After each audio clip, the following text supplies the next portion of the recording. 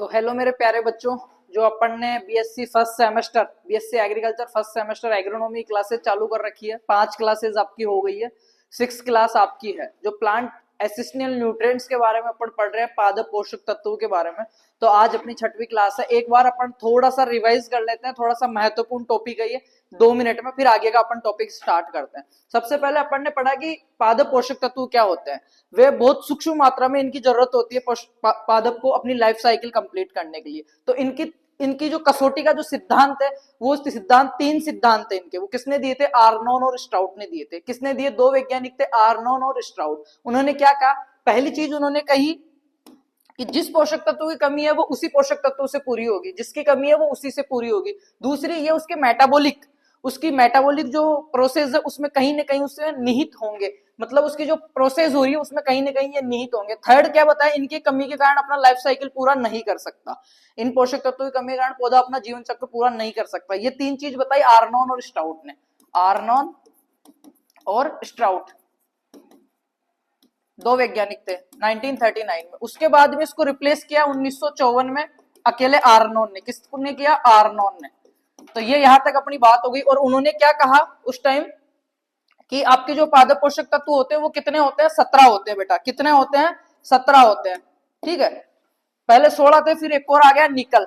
ठीक है, इन्होंने कहा 17 होते हैं। निकल को किसने खोजा था? ब्राउन ने खोजा था। यहां तक अपन ने देख लिया। उसके बाद में अपन ने इनको क्लासिफाई किया था, तो मोटा मोटा अपन देख लेते हैं। सबसे पहले अपने पास आते हैं स्ट्रक्चर या संरचनात्मक पोषक तत्व। संरचनात्मक किसको कहते हैं? जिससे पादप की बॉडी मास बना होता है। ठीक है, बॉडी मास, या जिसको अपन कह सकते हैं कायिक शरीर। पौधे का कायिक शरीर जो होता है ना, शुष्क भार जिसको अपन कहते हैं। क्या कहते हैं बेटा? ड्राई वेट या शुष्क भार जो बना होता है उसको बोलते हैं। तो ये जो लगभग 96% जो बना होता है 3 पोषक तत्वों से बना होता है, CHO।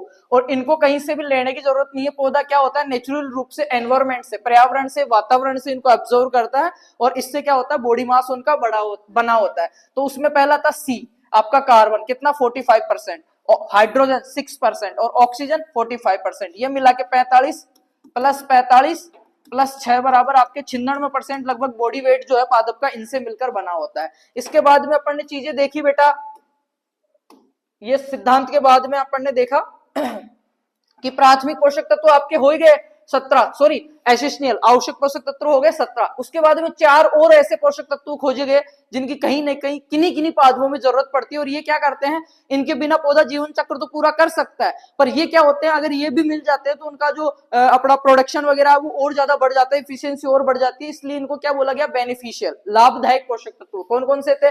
सोडियम, वेनेडियम, कोबाल्ट और सिलिकॉन। ठीक है, तो 17 और 4 ये हो गए 21 टोटल। तो 21 को क्या बोला गया? फंक्शनल या क्रियात्मक पोषक तत्व। क्या कहा गया? फंक्शनल या क्रियात्मक पोषक तत्व। यहां तक अपन ने पढ़ लिया था।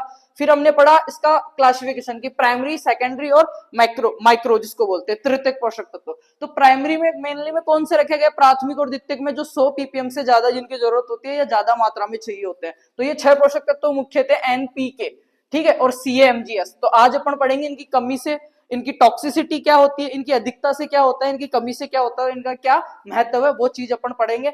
ये अपन ने पढ़ी लिया। 16 प्लस निकल 17 ब्राउन ने खोजा, 1939 में आर्नोन स्ट्राउट ने दिया, 1954 में आर्नोन ने इसको विस्थापित किया या दोबारा से बताया।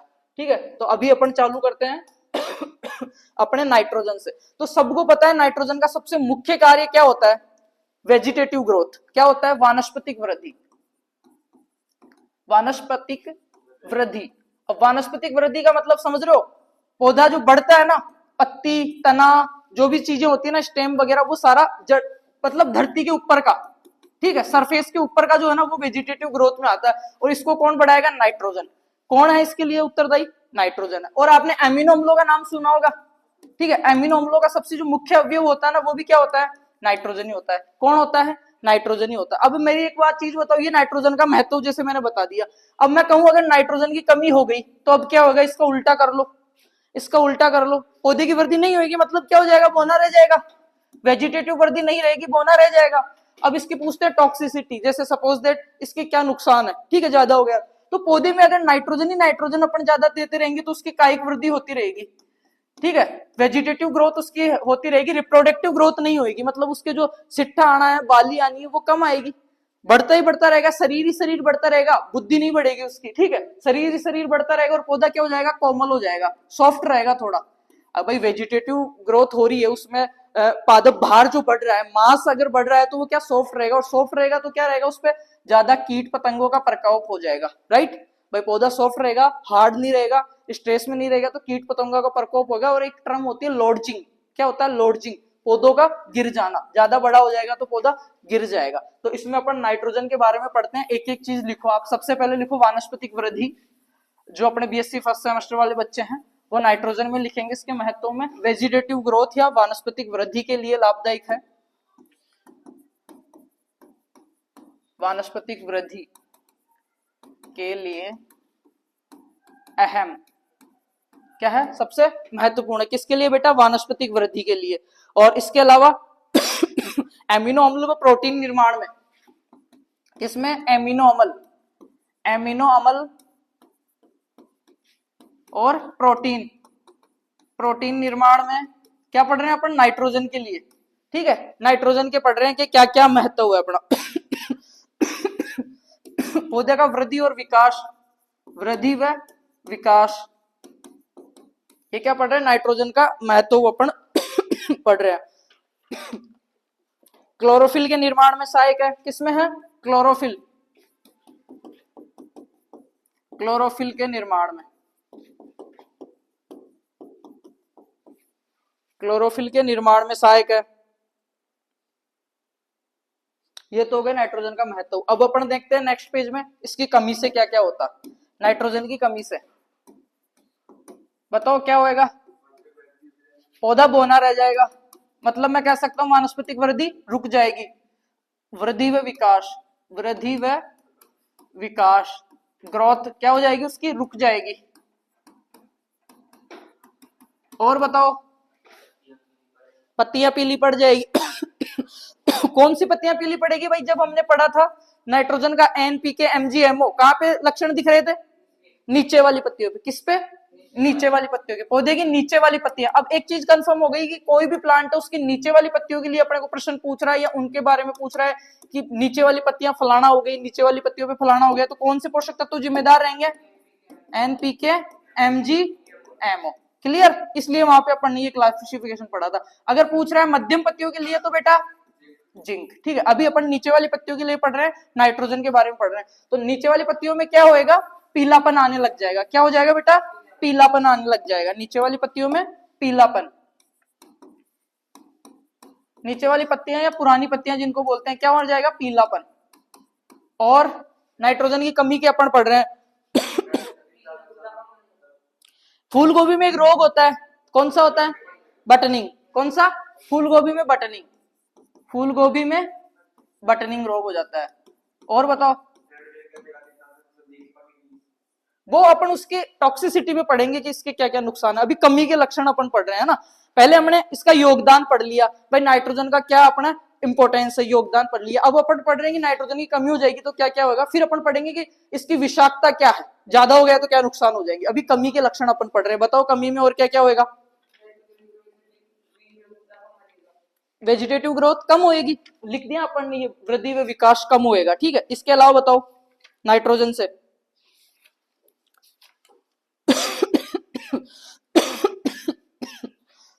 कमी के लक्षण।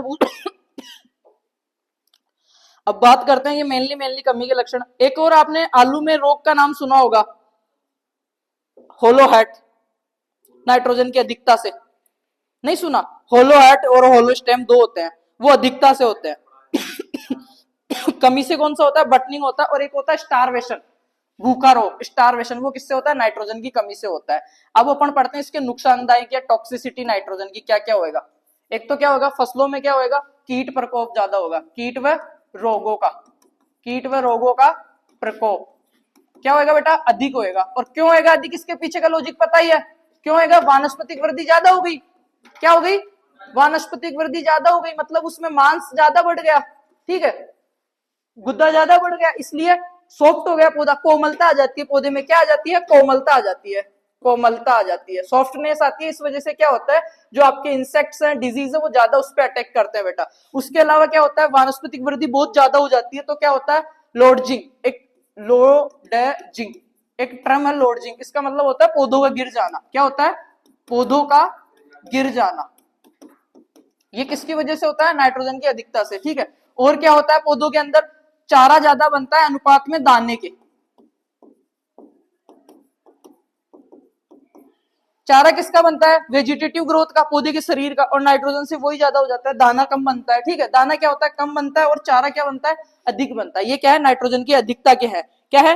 वानस्पतिक वृद्धि अधिक हो जाती है, जिसके कारण पौधा हरा दिखाई देता है, पकाव में लेट हो जाता है, वो बढ़ता ही बढ़ता रहता है, पकता नहीं है, मतलब सॉफ्टनेस रहती है, हार्डनेस नहीं आती। पकाव में देरी हो जाती है। क्या हो जाती है? पकाव में देरी हो जाती है बेटा।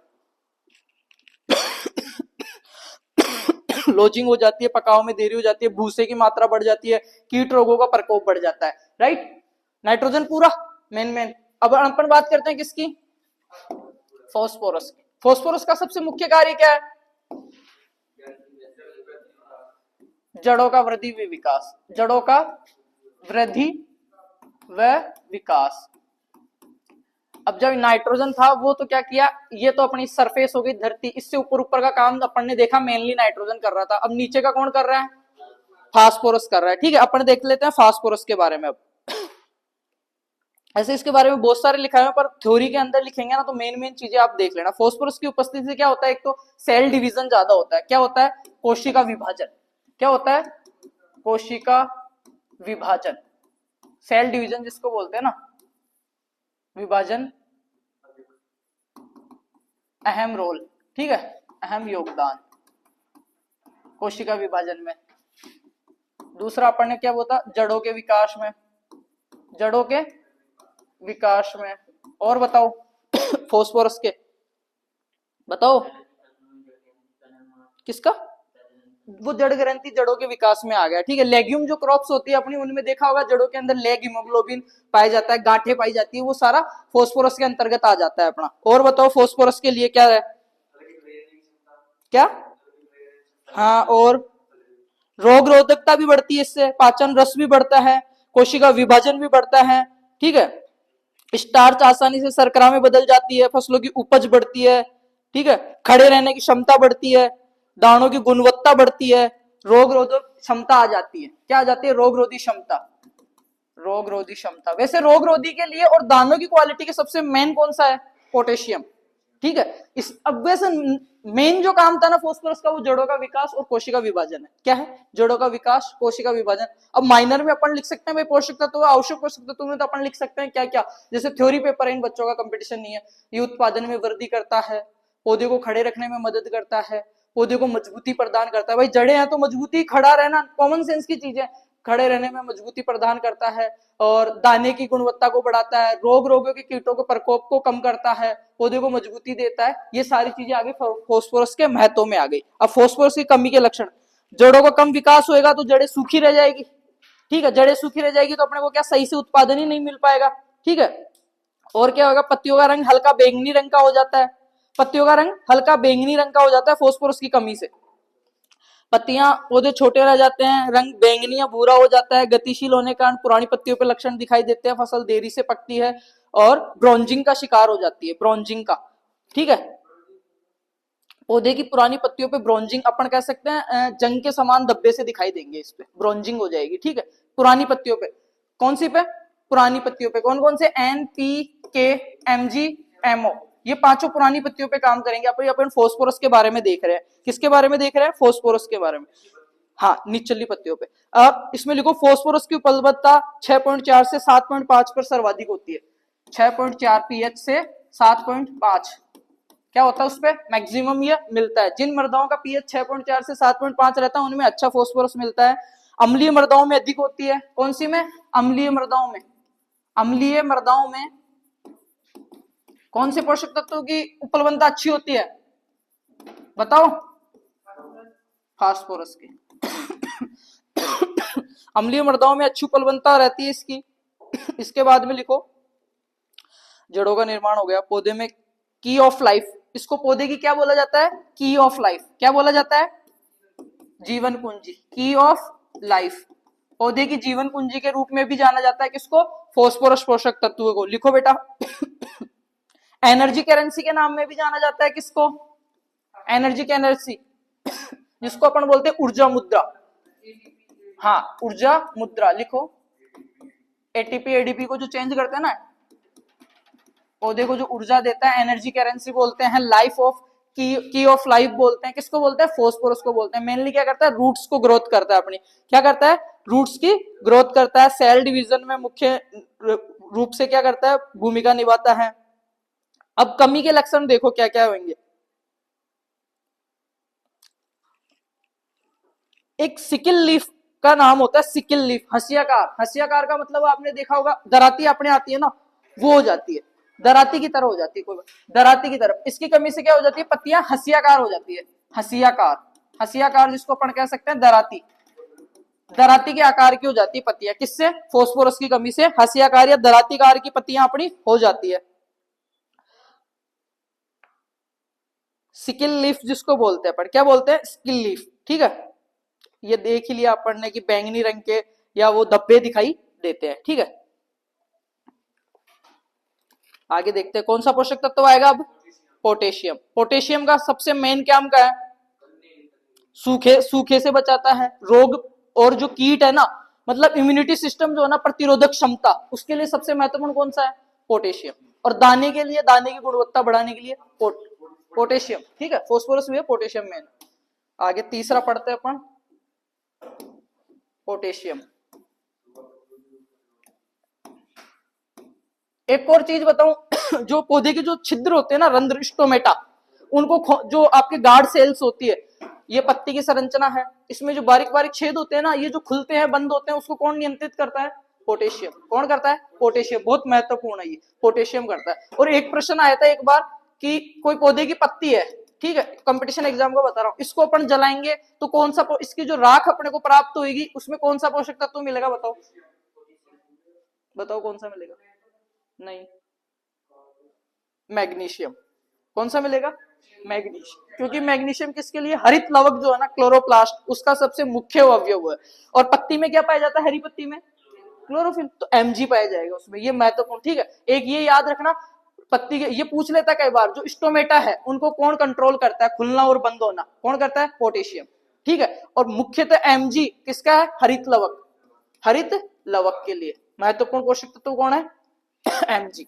ठीक है, अभी अपन पोटेशियम के बारे में लिख रहे हैं, पोटेशियम के बारे में लिखो। ये थ्योरी पेपर, इसमें मैं ज्यादा से ज्यादा बोलूंगा, आप सुनना, ये आपको लिखने। इसमें से प्रश्न कैसे आते हैं वो अपन एंड में बात करेंगे कि यहां से प्रश्न कैसे आता है। ठीक है, पोटेशियम के प्लस आयन के रूप में पौधा इसको लेता है। ठीक है, फेल्सपार और माइका, के प्लस में पौधा इसको ग्रहण करता है। मृदा में किस रूप में मिलता है? फेल्सपार, फेल्सपार और माइका। ये भी पूछा गया भाई कई बार, पोटेशियम किस रूप में पौधा ऑब्जर्व करता है? फेल्सपार और माइका। और के प्लस के रूप में लेता है। किसके रूप में लेता है? के प्लस के रूप में लेता है। जड़ों को मजबूत बनाता है। देखो, जड़ों को मजबूत व सूखा रोधी, जड़ों को मजबूत व सूखा प्रतिरोधी क्षमता, सूखा प्रतिरोधी क्षमता। अब ये सूखा प्रतिरोधी क्षमता पोटेशियम से, मैंने बताया पत्ती के छिद्रों से कैसे संबंधित है, कोई बता सकता है क्या? पत्ती के छिद्र खुले रहेंगे तो पौधा क्या करेगा? वाष्पोसर्जन करेगा, वाष्पीकरण होएगा। ठीक है, और बंद हो जाएंगे तो नहीं होएगा। और पौधे का सूखा सहन, पौधे को लग गया है कि पानी की कमी है, तो वो पानी कम उड़ाएगा, छेद बंद हो जाएंगे। और छेद को खुलना और बंद होना कौन नियंत्रित कर रहा था? पोटेशियम कर रहा था। तो कहीं ना कहीं इनडायरेक्ट रूप से ये कह सकते हैं सूखे के लिए भी जरूरी हो गया। ठीक है, इसके अलावा फसल में कीट प्रतिरोधक क्षमता व प्रतिकूल वातावरण के प्रति वो बढ़ाता है। कीट प्रतिरोधक, कीट व रोग प्रतिरोधक क्षमता, प्रतिरोधक क्षमता का क्या करता है भाई? विकास, क्षमता को बढ़ाता है। ठीक है, इम्यूनिटी सिस्टम को ये क्या करता है? बढ़ाता है। प्रोटीन निर्माण में सहायक है। अनाज के दानों में चमक पैदा करता है। क्या करता है? अनाज के दानों में चमक पैदा करता है। मैंने बताया सीरियल क्रॉप्स जो है, या जो दाने हैं, दानों की गुणवत्ता, दानों या बीजों की, बीजों की गुणवत्ता को बढ़ाता है। क्या करता है? गुणवत्ता को बढ़ाता है। अब एक चीज हमने शुरू में पढ़ी थी, सीड और ग्रेन में अंतर, पता है ना? बीज और दाने में अंतर, ये क्वेश्चन बहुत बार पूछा गया है। ठीक है, बीजों की गुणवत्ता को बढ़ाता है। और क्या क्या करता है? पर्णरंध्र खुलने व बंद होने में सहायक है। ठीक है, यहाँ पे लिख देता हूं मैं, पर्णरंध्र। पर्णरंध्र का मतलब समझ गए ना? पत्ती के छिद्र या स्टोमेटा खुलने व बंद होने को नियंत्रित करता है, नियंत्रण करता है। आगे और लिख लो। और क्या क्या करता है?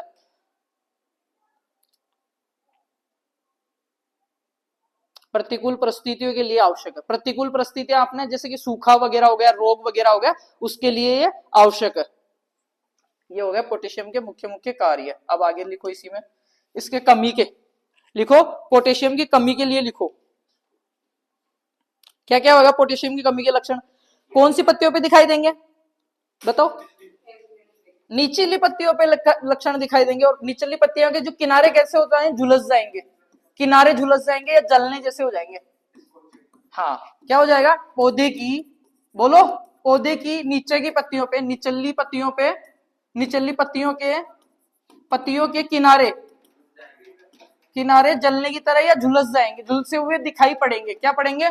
झुलसे हुए अपने दिखाई पड़ेंगे। ये मुख्य लक्षण है किसका? पोटेशियम की कमी का मुख्य लक्षण है। ठीक है।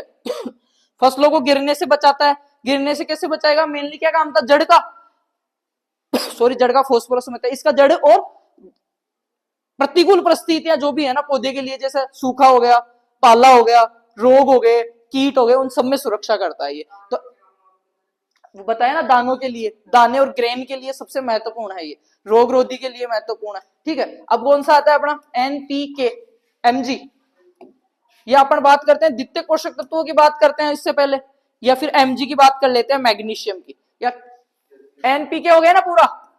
अब कौन सा बच रहा है बेटा? सीएमजीएस, सीएमजीएस, इनकी बात करते हैं। तो सीए के बारे में लिखो सबसे पहले। सीए के मतलब कैल्शियम, सीए का मतलब कैल्शियम। लिखो कैल्शियम क्या करता है? पौधे मुख्यतः कैल्शियम को Ca+2 आयन के रूप में ग्रहण करते हैं। इस रूप में पौधे क्या करते हैं? इसको ऑब्जर्व करते हैं। किस रूप में करते हैं? Ca+2 आयन के रूप में करते हैं। मृदा में मुख्यतः ये इसका स्रोत क्या रहता है? डोलोमाइट। क्या रहता है भाई? डोलोमाइट। डोलोमाइट, डोलोमाइट क्या है इसका? मुख्य मृदा में क्या है? स्रोत है। क्या भाई? सोर्सेज है। सोइल के अंदर कैल्शियम ऑब्जर्व करने का स्रोत क्या है? डोलोमाइट। लिख लो ये, सीयूटी में सब में महत्वपूर्ण है। ठीक है। डोलोमाइट वो लिखा हुआ, डोलोमाइट। भाई कैल्शियम जो है द्वितीयक पोषक तत्व में आता है, और कैल्शियम को पौधा ऑब्जर्व करेगा सोइल में से। वो किस मेनली स्रोत क्या है उसका? वो है डोलोमाइट। और किस रूप में करेगा? किस फॉर्म में? Ca+2 आयन के रूप में करेगा बेटा। किस में करेगा? Ca+2 आयन में करेगा। यह पौधों में कोशिका भित्ति के निर्माण में सहायक होता है। लिखो किस में होता है? कोशिका भित्ति के निर्माण में। सेल वॉल किस क्या बोलते हैं? Cell wall. कोशिका भित्ति, कोशिका भित्ति के निर्माण में सहायक, निर्माण में सहायक। ठीक है। आगे लिखो इसी में और क्या क्या में आता है। यह कोशिका विभाजन व दीर्घीकरण के दौरान मध्य पटलिका का निर्माण करता है। ठीक है। मध्य पटलिका का निर्माण करता है। हाँ। कैल्शियम की कमी के लक्षण। अब कैल्शियम की कमी के लक्षण कहां दिखाई देंगे? मैं जिससे पूछूंगा वही बताएगा। ये बच्चा बताएगा। एपिकल, शीर्ष टॉप डोमिनेंस पे, शीर्ष कलिका पे। किस किस के दिखाई देते हैं? किस किस के बेटा? कैल्शियम और बोरॉन के। तो अब यहाँ पे अगर मैं कमी के लक्षणों की बात करूं तो अब क्या लिखोगे? सीधा सा, अब ये नीचे की पत्तियों का मामला खत्म हो गया ना। एक चीज ये यहाँ से कंफर्म हो गई। तो कमी के लक्षणों में क्या लिखोगे? इसकी कमी के लक्षण पौधे के शीर्ष भाग पर दिखाई देते हैं। शीर्ष भाग कर सूख कर हुकनुमा संरचना में बदल जाता है। ठीक है। हुकनुमा संरचना में शीर्ष भाग क्या हो जाता है? शीर्ष भाग सूख जाता है। क्या हो जाता है भाई? सूख जाता है। और कैसे हो जाता है? हुकनुमा संरचना में, हुकनुमा संरचना में बदल जाता है। संरचना में बदल जाता है ऊपर ऊपर का सबसे। ठीक है। किसकी कमी से? कैल्शियम की। और ये ऊपर ऊपर क्यों रहता है? पौधे के अंदर गतिशील होता है या गतिशील होता है? बताओ। सबसे ज्यादा गतिशील होते हैं नीचे निचली पत्तियों वाले, एनपीके, एमजी, एमओ। मध्यम गतिशील होता है कौन? जिंक। कम गतिशील में आता है FeCu। ठीक है। और अगतिशील में कौन सा आता है पौधे के अंदर? अगतिशील कैल्शियम और बोरॉन। और इसी वजह से ये सबसे ऊपर इनके कमी के लक्षण दिखाई देते हैं। तो कैल्शियम का सबसे मुख्य हमन ने देखा कि कैल्शियम को Ca+2 आयंस के रूप में पौधा ले रहा है। किससे ले रहा है? डोलोमाइट इसका मेन स्रोत है।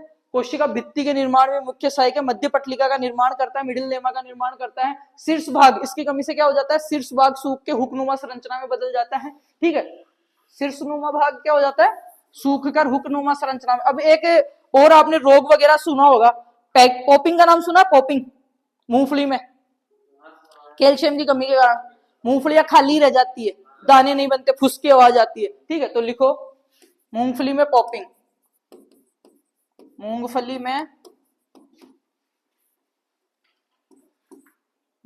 में पॉपिंग किसकी कमी से होती है बेटा? कैल्शियम की कमी के कारण होती है। किसकी कमी के कारण होती है? कैल्शियम की कमी के कारण होती है।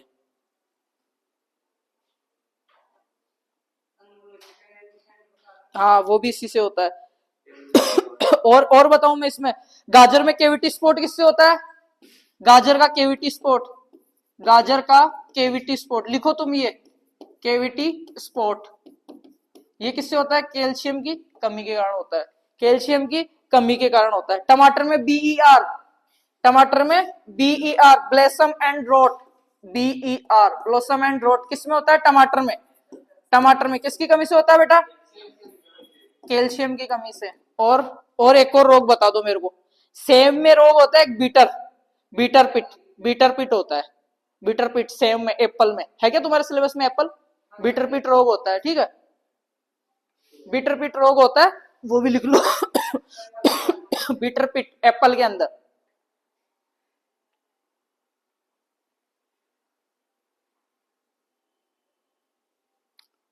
अब इसकी टॉक्सिसिटी लिखो कि कैल्शियम अधिक हो जाएगा तो क्या होएगा। ये प्रश्न बहुत बार आया हुआ है कि कैल्शियम अधिक हो जाएगा तो मैग्नीशियम और पोटेशियम की कमी हो जाएगी। क्या? कैल्शियम की मात्रा अगर पौधे में अंदर बढ़ गई, क्या हो गई? कैल्शियम की मात्रा अगर बढ़ जाएगी ज्यादा, जमीन में या कहीं पे कैल्शियम की मात्रा जब ज्यादा बढ़ जाएगी तो पोटेशियम की मात्रा क्या हो जाएगी? कम हो जाएगी बेटा। पोटेशियम की उपलब्धता क्या हो जाएगी? कम हो जाएगी। पोटेशियम और मैग्नीशियम की, पोटेशियम और मैग्नीशियम की उपलब्धता क्या हो जाएगी? घट जाएगी। इफ, कब? अगर कैल्शियम बहुत ज्यादा बढ़ जाता है। Ca+2 आयंस में लेते हैं। डोलोमाइट इसका स्रोत है, कोशिका विभाजन में मुख्य कार्य है, गुणसूत्रों के निर्माण में भी काम में आता है, प्रोटीन संश्लेषण में भी आता है, पर मुख्य कार्य क्या है? कोशिका विभाजन। क्या है? कोशिका विभाजन है इसका। आगे चले, मैग्नीशियम कौन सा रहता है अब? मैग्नीशियम। मैग्नीशियम को इंडिकेट किससे करते हैं? Mg से। किससे करते हैं? Mg से करते हैं। मैग्नीशियम को पौधा किस रूप में लेता है भाई? Mg+2। ठीक है, या प्लस आयन के रूप में लेता है। किस रूप में एब्जॉर्ब करता है? Mg+2। और इसका भी स्रोत क्या है? डोलोमाइट। क्या है भाई? डोलोमाइट है। क्या है? डोलोमाइट। लिखना ये चीज, ये पूछता है बहुत बार। डोलोमाइट पौधा ऑब्जॉर्व जो करता है ना, वो फॉर्म तो इसकी +2 आयन के रूप में लेता है। डोलोमाइट क्या इसका स्रोत है? क्या है बेटा? सबसे मुख्य स्रोत है मृदा के अंदर। किस रूप में? स्रोत इसका कौन सा रहेगा? डोलोमाइट रहेगा। ठीक है, आगे लिखो मैग्नीशियम के बारे में। प्रोटीन, विटामिन व कार्बोहाइड्रेट्स तथा वसा के निर्माण में महत्वपूर्ण है। प्रोटीन, विटामिन, कार्बोहाइड्रेट और वसा किसमें? प्रोटीन, विटामिन, वसा व कार्बोहाइड्रेट के निर्माण में सहायक, निर्माण में सहायक कौन? मैग्नीशियम। लेते किसमें है? Mg+2, 2 आयन में इसको लेते। क्लोरोफिल का मुख्य अवयव है, इसके संभव के बिना भोजन निर्माण होगा ही नहीं। किसका? क्लोरोफिल। ये लाइन लिख लो, क्लोरोफिल, क्लोरोफिल का मुख्य अवयव, मुख्य अवयव। इसके बिना क्या होगा? प्रकाश संश्लेषण ही नहीं होएगा। क्या? प्रकाश संश्लेषण होएगा ही नहीं Mg के बिना। Mg के बिना प्रकाश संश्लेषण होएगा ही नहीं। फोस्फोरस के स्थानांतरण और अवशोषण में वृद्धि करता है। अगर मैग्नीशियम की मात्रा अच्छी है, मैग्नीशियम की मात्रा अच्छी है तो क्या करेगा? फोस्फोरस की यूटिलिटी को बढ़ा देगा, फोस्फोरस की उपयोगिता को बढ़ाता है, फोस्फोरस की उपयोगिता को बढ़ा देता है, बढ़ा देता है। ठीक है, फोस्फोरस की उपयोगिता को बढ़ा देता है ये। आगे लिखो इसी में, क्लोरोफिल हो गया। अब इसके लक्षण कहां पे दिखाई देते बेटा? मैग्नीशियम के लक्षण निचली पत्तियों पे। पत्तियों पे तो दिखाई देंगे, पौधे में दिखाई देंगे, तो कौन सी पत्तियों पे दिखाई देंगे? निचली पत्तियों पे दिखाई देंगे। मैग्नीशियम की कमी के लक्षण कहां दिखाई देंगे? Mg की कमी के लक्षण निचली पत्तियों पे, निचली पत्तियों पर। इसके लक्षण कहां पे? निचली पत्तियों पे दिखाई देंगे। और अंतःशिरा हरिमिनता का नाम सुना? इंटरवेजाइनल क्लोरोसिस। इंटरवेजाइनल क्लोरोसिस किसे कहते हैं समझाऊं? इंटरवेजाइनल क्लोरोसिस किसे कहते हैं? देखो ये पत्ती है, अंतःशिरा हरिमीनता, इसके अंदर ये सिराएं होती है। ये जो सिराएं है ना, ये क्या पड़ जाएगी? पीली पड़ने लग जाएगी, हल्की हल्की ये पीली पड़ने लग जाएगी। इसको क्या बोलते हैं? अंतःशिरा हरिमीनता। क्या बोलते हैं? अंतःशिरा हरिमहीनता, हरिमहीनता। इंटरवेजाइनल क्लोरोसिस, हाँ हाँ, इंटरवेजाइनल क्लोरोसिस। एक होता है क्लोरोसिस, पत्तियों का पीला पड़ जाना, वो किससे होता है? नाइट्रोजन से, ठीक है। उसमें पूरी पत्ती साइडों से और साइडों से जलने लग जाती है, वो अभी अभी पढ़ा ना हमने, झुलस जाती है, वो किससे होता है?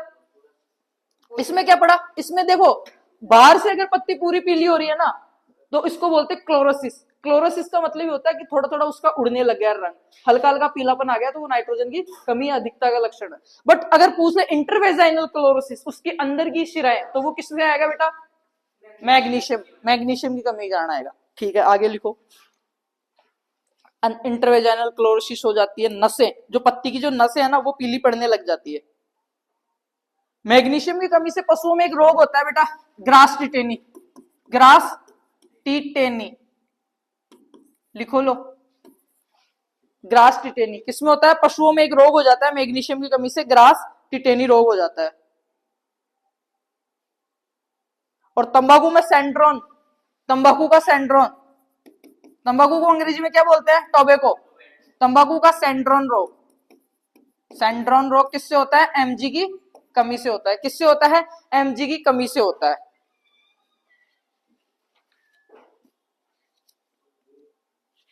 एमजी की कमी से होता है। अब अगर अपन इनके थोड़ा ज्यादा देखते हैं ना, तो सेम चीजें वही आएगी। पौधे की हरिमहीनता की रचना में, पौधे के अंदर पोषक तत्वों के वहन में, वसा, कार्बोहाइड्रेट, प्रोटीन, विटामिन बनाने में, कार्बोहाइड्रेट के संचालन में, ठीक है, ये आता है। पौधे की निचली पुरानी पत्तियों के अंदर से क्या आ जाता है? पीलापन आ जाता है। पौधे की पत्तियां, पुरानी पत्तियां सूख जाती है, आकार में छोटी रह जाती है, मुड़ जाती है। ये नॉर्मल चीज। अब सब में अपन ये चीजें देखते रहे ना, मुड़ जाती है, फलाना ढीकना, तो कोई खास काम की नहीं है। CaMg। अब कौन सा आता है भाई? सल्फर का सबसे मुख्य काम क्या है बताओ? गंधक जिसको बोलते हैं अपन।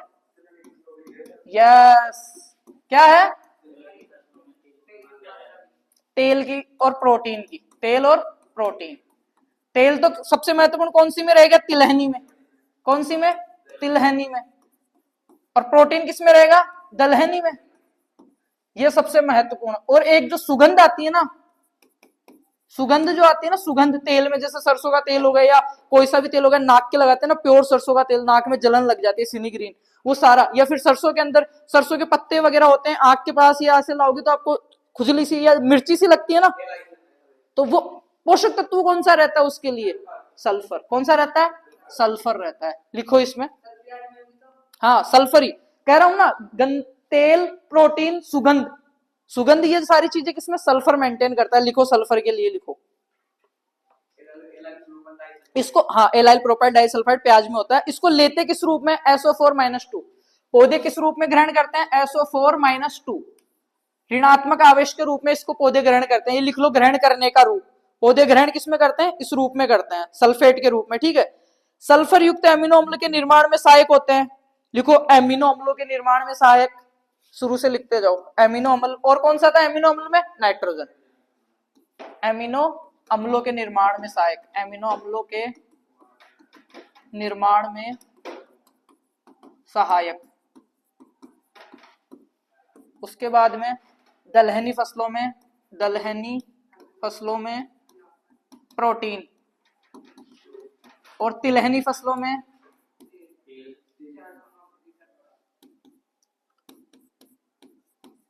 तिलहनी फसलों में तेल निर्माण के लिए सबसे महत्वपूर्ण कौन है? कौन है भाई? सल्फर है। आगे लिखो, तीखेपन व गंध के लिए, सुगंध, गंध और तीखापन, इसको यहीं पे लिख देता हूं।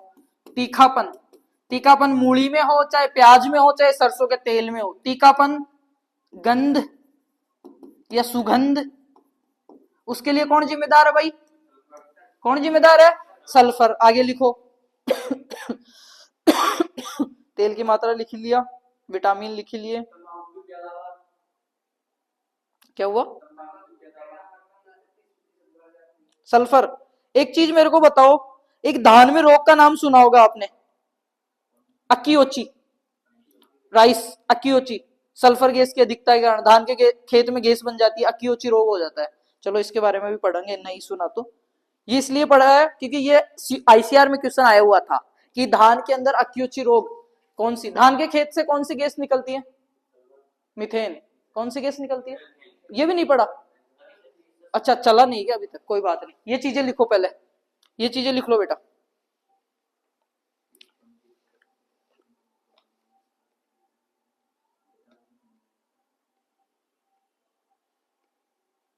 लिख लिया? सरसों, प्याज व लहसुन की फसल के लिए आवश्यक है तथा कृषि फेरी के लिए गंध के कारण ही वो जो गंध आती है ना, वो सल्फर के कारण ही आती है। तंबाकू की पैदावार 15 से 30% बढ़ जाती है। तेल संश्लेषण और क्लोरोफिल में मदद करता है। विटामिनों के कारण मदद करता है, विटामिनों के निर्माण में। ठीक है,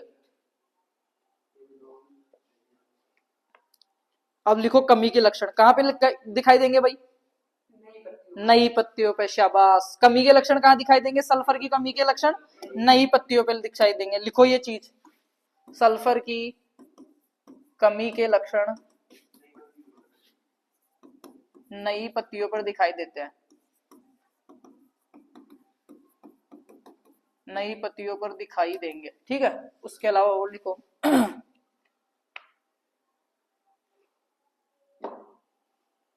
पत्तियों का आकार छोटा रह जाता है। चाय की पत्तियों में पीलापन, मेन क्या है? चाय की पत्तियों में पीलापन किससे होता है? सल्फर की कमी के कारण। चाय की टी ऑफ येलोइंग, ठीक है, चाय की पत्तियों का पीला पड़ना किससे होता है? सल्फर की कमी के कारण। सल्फर को लेते किसमें? SO4-2, याद रहेगा ना? SO4-2, इसको बोलते हैं सल्फेट। सल्फेट के रूप में पौधे ऑब्जर्व करते हैं सल्फर को। ठीक है बेटा। सल्फर की कमी के कारण मूंगफली की पत्तियां वी आकार की हो जाती है, सरसों की पत्तियां कप के आकार की हो जाती है। ये तो मैंने बताया तुम्हें, ब्रसिक एसिड और क्रूसीफेरी के लिए महत्वपूर्ण है। इसमें सरसों और यही तो आते हैं सलजम मूली, ठीक है, उनके लिए ये महत्वपूर्ण है। अगला पोषक तत्व कौन सा रहेगा भाई? बोरॉन। ठीक है भाई, NPK ये पढ़ लिया, CaMgS पढ़ लिया। 6 हो गए ना मेन, इनके बारे में अच्छे से पढ़ लिया। अब छोटे छोटे बच रहे हैं ना, उनके बारे में पढ़ते हैं अपन। लिखो, बोरॉन से चालू कर लेते हैं अपन।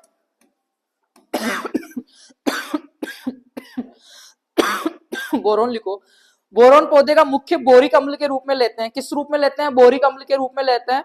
बोरॉन सूक्ष्म पोषक तत्वों में अधातु पोषक तत्व है। कौन सा है भाई? अधातु पोषक तत्व है। हमने पढ़े थे ना धातु और अधातु क्लासिफिकेशन में, तो ये कौन सा है? अधातु पोषक तत्व है। परागकण के लिए पौधे के अंदर। अरे मैंने बताया नहीं था क्या? पौधे के सबसे ऊपर क्या क्या भाई? कैल्शियम और बोरॉन। तो कैल्शियम का हमने पढ़ लिया कोशिका विभाजन वगैरह में, सारी चीजों में। और बोरॉन मैंने बताया था पहले से ही, परागण वगैरह उस दिन पढ़ाया था, तो समझाया था क्या? परागण होता है, पॉलिनेशन होता है, ठीक है, उसमें मेन रूप से वर्तिकाग्र, कलिका, परागकण, वो सारे क्या मेंटेन करता है? बोरॉन करता है। लिखो तो इसमें, बोरॉन में, बोरॉन मुख्यतः पोलन तथा परागनली के निर्माण में सहायक होता है। पोटेशियम और कैल्शियम के अनुपात को निर्धारण करता है। अगर बोरॉन सही रूप में है तो पोटेशियम आपका और कैल्शियम ये दोनों क्या होंगे? इनका नियमित रूप से वो हो जाएगा निर्धारण, मतलब बैलेंस रहेगा ये। ठीक है, अगर बोरॉन सही है तो ये भी सही रहेगा। मुख्यतः कार्बोहाइड्रेट तथा स्टार्च के निर्माण में सहायक है तथा स्थानांतरण में सहायक है। लिखो। अब इसमें जो मेन प्रश्न आता है वो आता है बोरॉन की कमी के लक्षण। ठीक है, और सबसे महत्वपूर्ण ये आता है, कहां पे दिखाई देंगे कमी के लक्षण? बताओ। हाँ, शीर्ष पे। कहां पे दिखाई देंगे? टॉप पे या शीर्ष पे दिखाई देंगे बोरॉन की कमी के लक्षण। लिखो तो इसमें, बोरॉन की कमी के लक्षणों में लिखो, शीर्ष भाग पर चाबुक के जैसी संरचना हो जाती है, चाबुक की तरह, विहिप या चाबुक के आकार की संरचना में बदल जाती है। शीर्ष भाग सूखा हो जाता है।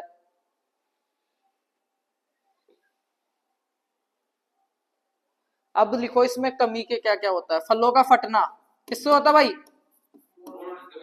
लिखो ये लिखो, मेन ऐसे हेडिंग लगा के लिख के आओगे ना, कोई भी नंबर नहीं काटेगा। लिखो, बोरॉन, रिंजगे में पीलापन किससे? रिंजगे में पीलापन, हाँ फलों का फटना, फूल गोभी में होलो स्टेम, तंबाकू का टॉप सिकनेस, चकुंदर में हेड रॉक, फूल गोभी में ब्राउनिंग। फूल गोभी में ब्राउनिंग किससे होता है? बोरोन की कमी से। लिख लो ये, फूल गोभी में ब्राउनिंग रोग, ब्राउनिंग रोग। कोई भी फल फट रहा है, नींबू का हो या किसी का भी हो, किससे होगा? बोरोन की कमी के कारण होगा। क्या हुआ? हाँ, होलोस्टम भी लिखेंगे ना अभी। मूंगफली में होलो हैट, मूंगफली में होलो हैट। फलों में कठोरपन, फलों में कठोरपन, कठोरपन, फलों में कठोरपन। फूल गोभी में होलो स्टेम, ब्राउनिंग और होलो स्टेम। फूल गोभी में होलो स्टेम, होलो स्टेम। आंवले में नेक्रोसिस, क्या? आंवले में, आंवले में नेक्रोसिस, आंवले में नेक्रोसिस। ये किससे की कमी से होता है? बोरोन की कमी से होता है।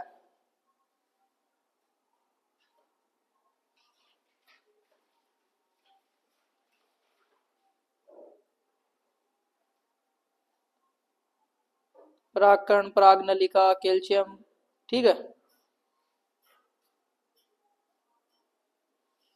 लिख लिया? नेक्स्ट पोषक तत्व लिखो भाई, Fe। दूसरा क्या बोलते हैं Fe को? आयरन बोलते हैं। Fe क्या बोलते हैं? आयरन या लोहा। लिखो बेटा। इसको पौधे किस रूप में लेते हैं? Fe+2, Fe+2 आयन के रूप में लेते हैं इसको, धनावेश, ठीक है। Fe+2 जिसको बोलते हैं फेरस आयन के रूप में लेते हैं, और इसका स्रोत क्या है? पाइराइट। क्या स्रोत है? पाइराइट। क्या इसका स्रोत है? स्रोत। और ये क्या है इसका? ग्रहण करने का रूप, ग्रहण करने का रूप है।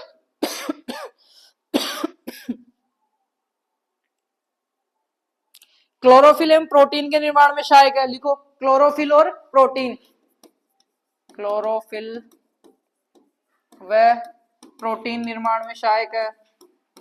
प्रोटीन निर्माण में कौन? फेरस, लोहा, आयरन, ठीक है। हाँ, दलहनी फसलों की जड़ों में लेग हीमोग्लोबिन का निर्माण करता है, उसमें भी महत्वपूर्ण है ये, दलहनी फसलों में। तो अपन एक चीज समझ रहे हो कि ऐसी कहीं ना कहीं किससे संबंधित आ रहा है? अपना फोस्फोरस जैसे काम कर रहा है, लगभग कर रहा है ना, ठीक है। दलहनी फसलों में, दलहनी फसलों में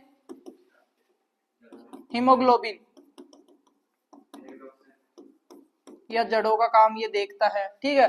क्लोरोफिल हो गया, प्रोटीन निर्माण हो गया, प्रकाश संश्लेषण में काम आने वाली फेराडोक्सिन के निर्माण में, F6 पढ़ा होगा ना, फेराडोक्सिन जो उत्पाद बनता है ना प्रकाश संश्लेषण में। डायरेक्ट लिख लो, प्रकाश संश्लेषण में महत्वपूर्ण, प्रकाश संश्लेषण में महत्वपूर्ण, राइट। आगे लिखो,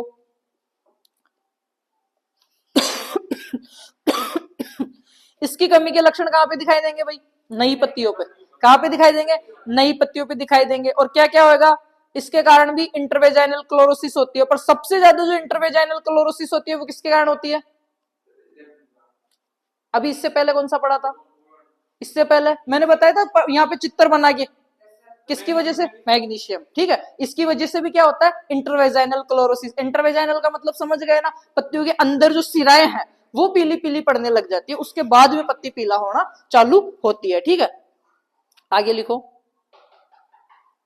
पत्तियों का रंग सफेद होने लग जाता है, ठीक है भाई, पीलापन जाएगा, सफेद होने लग जाएगी, हरापन चला जाएगा तो ऑटोमेटिक।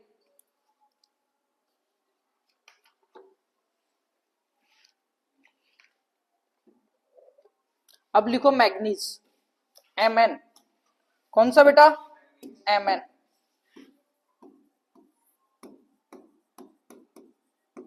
मैग्नीज, इनके ज्यादा अपने को भारी काम नहीं है, ये सूक्ष्म में आते हैं। इसको किस रूप में लेते हैं? Mn+2, Mn+2 के रूप में पौधे क्या करते हैं? इसको ऑब्जर्व करते हैं। ये क्या है? इसकी ऑब्जर्व फॉर्म है, Mn+2 लेते हैं इसको।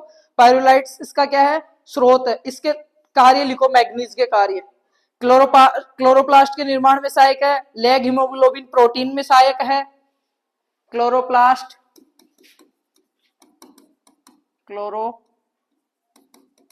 क्लोरोप्लास्ट व लेग हीमोग्लोबिन। लेग हीमोग्लोबिन का नाम आते एक चीज समझ में आनी चाहिए, क्या? Leg haemoglobin. एक तो आना चाहिए लेगुमिनिशिकुल, एक आना चाहिए क्या? दलहनी, ठीक है, और फॉस्फोरस, ये चीजें याद आ जानी चाहिए। लेग हीमोग्लोबिन, ठीक है।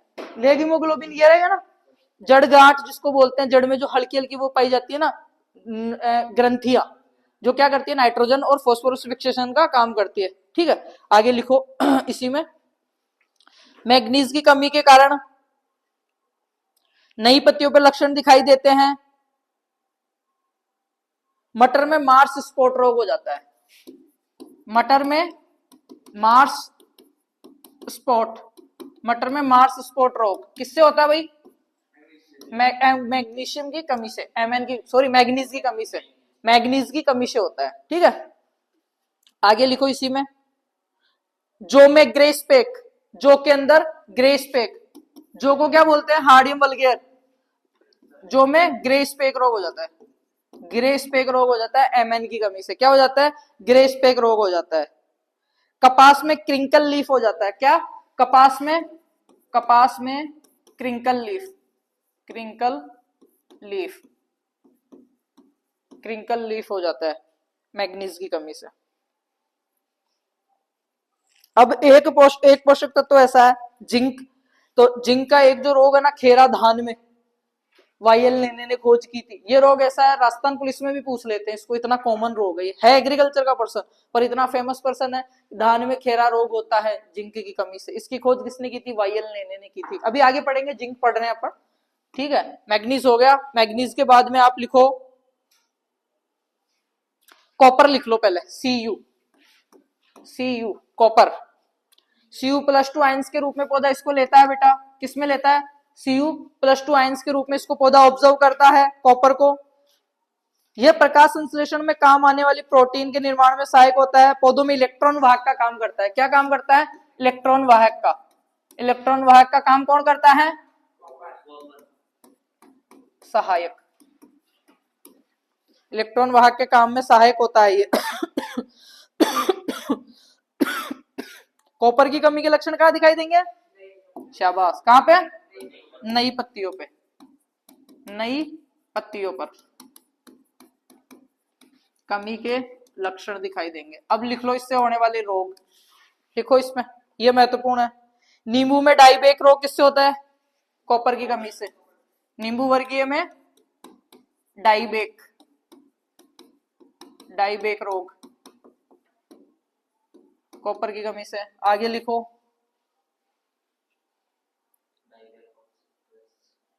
मक्का में व्हीप टिप रोग भी कॉपर की कमी से होता है। नींबू में गमोसिस, जड़ों में देखा होगा ऐसे गूंद की तरह पदार्थ आने लग जाता है नींबू वर्गीय में। नींबू में गमोसिस किससे होता है? और मैं कहूं नींबू में फलों का फटना, बोरोन की कमी से। बोरोन की। आंवले में नेक्रोसिस, फ्रूट नेक्रोसिस, फलों का गलना, बोरोन की कमी से। फलों का कठोर होना, बोरोन की कमी से, ठीक है। और डाइबेक कॉपर की कमी से। आगे लिखो जिंक, जेडन +2 आयन के रूप में इसको पौधे लेते हैं। किस रूप में लेते हैं पौधे? Zn+2 के रूप में पौधे इसको ऑब्जर्व करते हैं। ये कई बार ये प्रश्न पूछ लेता है, Zn को पौधे ऑब्जर्व करते हैं किस रूप में, फिर आपको ऑप्शन मिलेंगे, ठीक है। ये किस रूप में नहीं करते हैं, करते हैं, ऐसे करके प्रश्न आ जाता है। जिंक के लिखो, ये हार्मोनों के निर्माण में सहायक है। ऑक्सिन हार्मोन का नाम सुना है ना, प्लांट रेगुलेटर्स पढ़ेंगे तब पढ़ेंगे अपन। हाँ, ऑक्सिन हार्मोन के निर्माण में सहायक है। ऑक्सिन क्या हुआ? हाँ, ऑक्सिन हार्मोन के निर्माण में सहायक कौन? जिंक, ठीक है। जिंक क्या करता है? हार्मोन के निर्माण में सहायक है। और क्या करता है? ट्रिप्टोफैन एमिनो अम्ल को जिंक की उपस्थिति में ऑक्सिन हार्मोन का निर्माण करता है। जिंक कार्बन एंजाइम्स के निर्माण में सहायता करता है। लिखो एंजाइम्स, एंजाइम्स के निर्माण में सहायक, एंजाइम्स के निर्माण में सहायक। अब जिंक की कमी से होने वाले रोगों में बताओ मेरे को। सबसे फेमस रोग तो है ही आपका धान का खेरा रोग, कपास का लिटिल लीफ रोग, खेरा रोग धान के अंदर, कपास में लिटिल लीफ, कपास में लिटिल लीफ, कपास में लिटिल लीफ होता है। हाँ, आलू का लीफ बर्न, अमरूद में ब्रोंजिंग किससे होता है? जिंक की कमी से होता है। याद रहेगा, महत्वपूर्ण है ये। अमरूद में ब्रोंजिंग, ब्रोंजिंग, अमरूद में ब्रोंजिंग किससे होता है? जेडन की कमी से। धान का खेरा रोग की खोज वाई एल नेने ने की थी, ये सबको पता ही है। वाई एल नेने वैज्ञानिक थे, उन्होंने की थी। वाई एल नेने वैज्ञानिक ने की थी 1966 में, ठीक है, पंतनगर उत्तराखंड में, पंतनगर उत्तराखंड में। अब इसके बाद में है मोलिब्डेनम। और मोलिब्डेनम का एक क्वेश्चन आया था कि मोलिब्डेनम का स्रोत क्या है? ओलिवाइन। क्या है? Olivine, MO। इसका स्रोत क्या है? ओलिवाइन, मुख्य स्रोत ओलिवाइन से ग्रहण करता है इसको, ओलिवाइन है।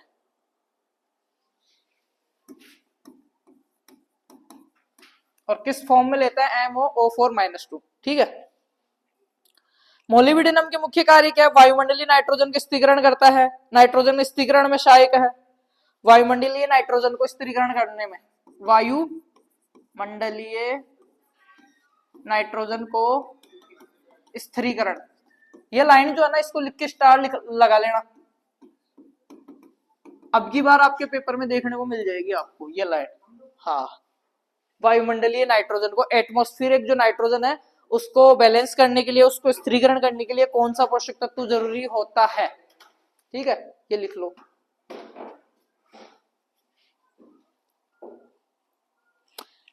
फूल गोभी में वीप टेल किससे होता है? एमओ की कमी से, एमओ की कमी से। क्या होता है फूल गोभी में? फूल गोभी में वीप टेल,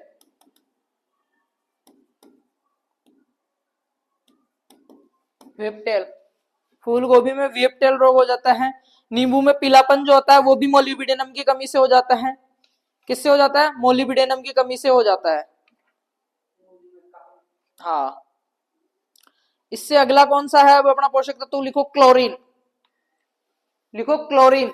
ये सूक्ष्म पोषक तत्वों में तो इनके बारे में अपन ज्यादा पढ़ेंगे नहीं, इनमें से अगर प्रश्न आता है तो डायरेक्ट आता है, जैसे मोलिब्डेनम का ओलिविन हो गया, और वो हो गया वायुमंडलीय नाइट्रोजन को स्थिरीकरण करने के लिए सबसे महत्वपूर्ण मोलिब्डेनम, ठीक है। अब लिखो क्लोरीन। Cl- के रूप में लेता है पौधा, एपेटाइट इसका स्रोत है। Cl- के रूप में, किसमें? Cl- के रूप में लेता है, और मुख्य स्रोत क्या है इसका? एपेटाइट। क्या है बेटा? एपे, ये लिख लेना, एपेटाइट।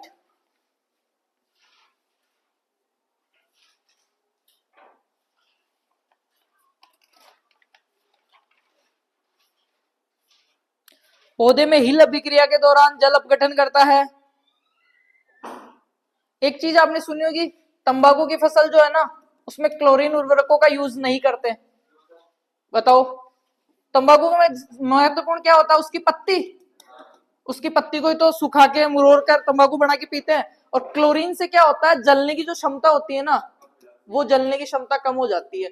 तो जब तंबाकू खींचते हैं, पीते हैं, तो पत्ती सही से जलती नहीं है ना, तो उतना मजा नहीं आता। इसलिए क्या करते हैं, तंबाकू के अंदर क्लोरीन वाले जो उर्वरक हैं, ठीक है, उनको क्या करते हैं? नेग्लेक्ट करते हैं अपन। क्या करते हैं? नेग्लेक्ट करते हैं। ये चीज लिख लो, लिख लो बेटा। ये क्लोरीन की अधिकता से तंबाकू की पत्तियों में दहन क्षमता कम हो जाती है, वो गुणवत्ता में कमी आती है।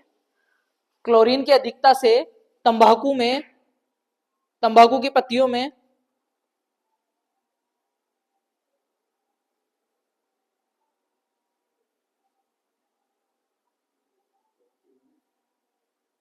जलने की क्षमता कम हो जाती है।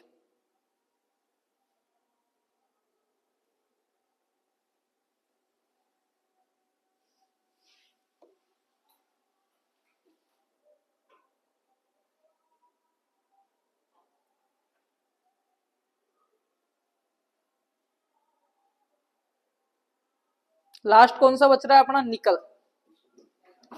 कौन सा? निकल। Na, ये 17वां खोजा गया पोषक तत्व है जो ब्राउन के द्वारा खोजा गया था। ठीक है, आगे लिखो इसमें Na+2 के रूप में पौधा इसको ग्रहण करता है, +2 आयंस के रूप में इसको पौधा ग्रहण करता है। यह यूरिएज एंजाइम की क्रियाशीलता को बढ़ाता है, वह बीजों की जीवन क्षमता को बढ़ाता है। क्या करता है? यूरिएज एंजाइम और बीजों की जीवन क्षमता, सीड वेबिलिटी जो है ना, उसको वेबिलिटी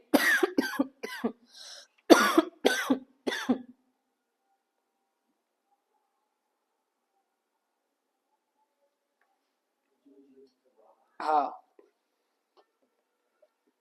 अब इसके अलावा अपन ने 4 वो देखे थे ना फंक्शनल न्यूट्रिएंट्स, कितने थे अपने? टोटल 21 थे। बेनिफिशियल थे 4, लिखो कोबाल्ट। हाँ, कोबाल्ट लिखो उसमें, CO, कोबाल्ट में लिखो। ये विटामिन B12 के निर्माण में सहायक होता है, वह दलहनी फसलों के लिए महत्वपूर्ण है। विटामिन B12 के निर्माण में सहायक कौन सा है? कोबाल्ट। और किसमें? दलहनी फसलों में। दलहनी फसलों के लिए क्या है? लाभदायक। क्या है भाई? लाभदायक है। उसके बाद में लिखो सोडियम, ये चुकंदर के लिए लाभदायक है। किसके लिए? Na, किसके लिए है? चकुंदर के लिए लाभदायक है। ठीक है, उसके बाद में लिखो आप सिलिकॉन,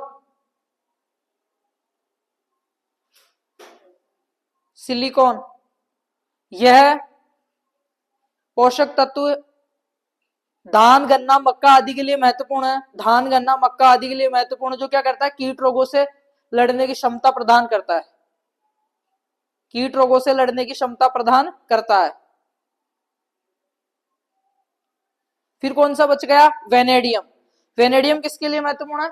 सब्जियों के लिए, वेनेडियम। और ये टोटल अपने 17 + 4 = 21, ये हो गए अपने फंक्शनल न्यूट्रिएंट्स जो एक पौधे को जरूरी होते हैं। तो इनके बारे में मोटा मोटा अपन ने देख लिया, सारे न्यूट्रिएंट्स के बारे में। 2 क्लास के अंदर अपन ने लगभग चीजें कवर कर ली है इनकी। अगर यहाँ से क्वेश्चन आता है तो आप आराम से कर पाएंगे। यहाँ से थ्योरी क्वेश्चन जो आता है वो किस हिसाब से आता है वो भी मैं आपको लिखा देता हूँ और बता देता हूँ कि यहाँ से थ्योरी क्वेश्चन जो आता है वो किस प्रकार से आता है। निम्न पोषक तत्वों के वे रूप लिखे जिनमें पौधे ग्रहण करते हैं। तो जो सो मैंने आगे लिखे है ना, वो हो गई चीजें। ठीक है, और बड़ा क्वेश्चन इसमें से आता है तो वो कैसे आएगा? प्राथमिक पोषक तत्वों की कमी के लक्षण, उनका उपयोग या महत्ता और उनकी अधिकता से क्या क्या नुकसान होते हैं वो चीज लिखिए। या फिर पूछ लग सकता है CMGS, द्वितीय पोषक तत्वों के बारे में समझाइए। ठीक है, यह पूछ सकता है प्राथमिक व द्वितीय पोषक तत्वों का वर्गीकरण, महत्व, कमी से होने वाले रोग और उनकी उपलब्धता को दर्शाइए। ऐसे करके आपको बड़ा क्वेश्चन आ सकता है। ये अपनी 6 क्लासें कंप्लीट होती है और लगभग अपना ऐसे समझ लो 30% एग्रोनॉमी का सिलेबस कवर होता है। अब अपन पढ़ेंगे खाद और उर्वरक में अंतर, फिर टाइप्स ऑफ आपके जो उर्वरक है, फर्टिलाइजर्स है, कौन कौन से, नाइट्रोजन वाले, फास्फोरस वाले, अमोनिया में घुलने वाले, नहीं घुलने वाले, ऐसे करके उर्वरकों का क्लासिफिकेशन। जब उर्वरक पूरे हो जाएंगे उसके बाद भी अपन पढ़ेंगे इरिगेशन, सिंचाई, उसके बाद में अपने पढ़ेंगे वीड साइंस। ठीक है, ऐसे करते करते अपन एग्रोनॉमी को पूरी कर लेंगे अपनी 30 क्लासेस में। अपनी 6वीं क्लास कंप्लीट है, तो क्लास को ज्यादा से ज्यादा शेयर कर देना, कमेंट कर देना। और मैथ, इंग्लिश, हॉर्टिकल्चर की क्लासेस जाके चेक करो, सॉइल साइंस वगैरह की रेगुलर क्लासेस हो रही है। जितने भी आपके कॉलेजेस के ग्रुप हैं यार दोस्तों के, व्हाट्सएप, टेलीग्राम, इंस्टा, वहां पे सारी जगह इसको शेयर कर देना। बाकी thank you so much. Okay.